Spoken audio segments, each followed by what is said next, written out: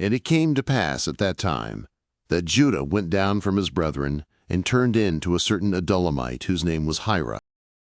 And Judah saw there a daughter of a certain Canaanite whose name was Shua, and he took her and went in unto her.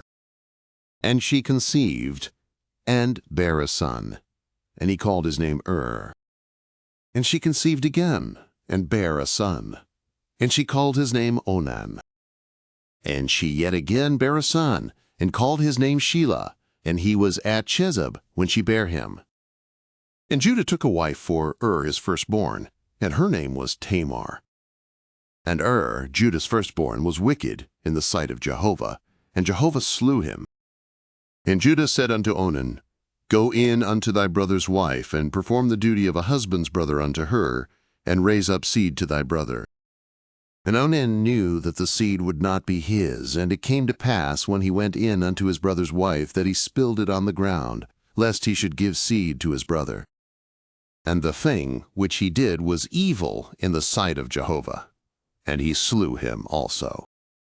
Then said Judah to Tamar his daughter-in-law, Remain a widow in thy father's house, till Shelah my son be grown up. For he said, Lest he also die, like his brethren. And Tamar went and dwelt in her father's house. And in process of time Shua's daughter, the wife of Judah, died. And Judah was comforted, and went up unto his sheep-shearers to Timnah, he and his friend Hira the Adullamite. And it was told Tamar, saying, Behold, thy father-in-law goeth up to Timnah to shear his sheep.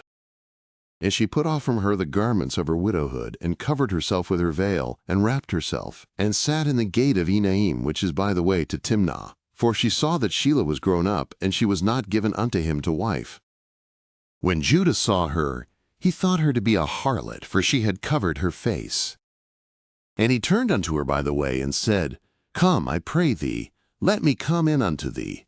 For he knew not that she was his daughter-in-law. And she said, What wilt thou give me, that thou mayest come in unto me? And he said, I will send thee a kid of the goats from the flock. And she said, Wilt thou give me a pledge, till thou send it? And he said, What pledge shall I give thee? And she said, Thy signet and thy cord, and thy staff that is in thy hand. And he gave them to her, and came in unto her, and she conceived by him. And she arose, and went away, and put off her veil from her, and put on the garments of her widowhood. And Judah sent the kid of the goats by the hand of his friend the Adullamite, to receive the pledge from the woman's hand, but he found her not.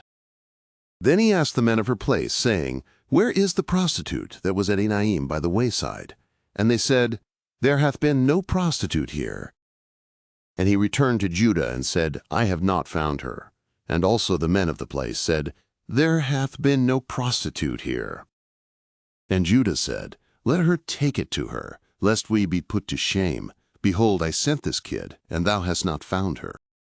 And it came to pass about 3 months after that it was told Judah, saying, Tamar thy daughter-in-law hath played the harlot, and moreover, behold, she is with child by whoredom. And Judah said, Bring her forth, and let her be burnt. When she was brought forth, she sent to her father-in-law, saying, By the man whose these are am I with child. And she said, Discern, I pray thee, whose are these, the signet and the cords and the staff?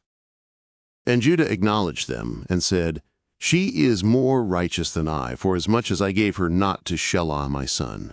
And he knew her again no more. And it came to pass in the time of her travail, that, behold, twins were in her womb. And it came to pass, when she travailed, that one put out a hand, and the midwife took and bound upon his hand a scarlet thread, saying, This came out first. And it came to pass, as he drew back his hand, that, behold, his brother came out. And she said, Wherefore hast thou made a breach for thyself? Therefore his name was called Perez. And afterward came out his brother, that had the scarlet thread upon his hand, and his name was called Zerah.